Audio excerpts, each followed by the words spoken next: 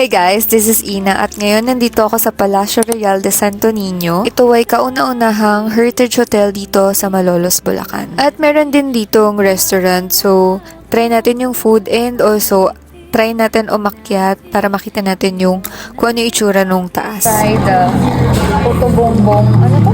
Latte. Latte. Ay, kape ba to? Ayoko, pakain. Magatas ko. Parang dapat kailangan pang haluin.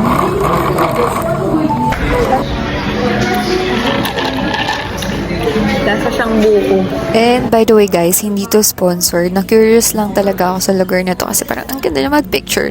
Tapos yung flavor pala ng pizza na in-order namin is margarita and yung pasta is Palacio Real de Carbonara or Palacio Real Carbonara. Basta yon. Matagal din kami nagstay dito. So nung nakakalahati na kami ng mga kinakain namin, hindi kasi namin maubos yung pizza.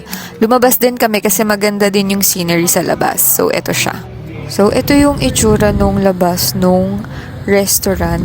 Actually, nasa taas yung hotel. So, nasa ibaba yung restaurant. So, nasa taas yung hotel.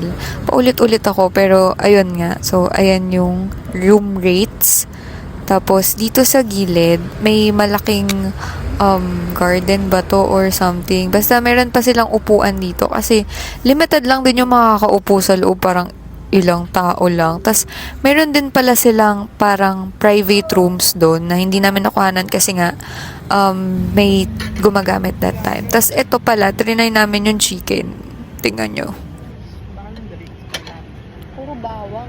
Goods yung chicken pero hindi ko akalain ganun katapang yung bawang ng garlic parmesan. Let's try the matcha. Uy. Sarap.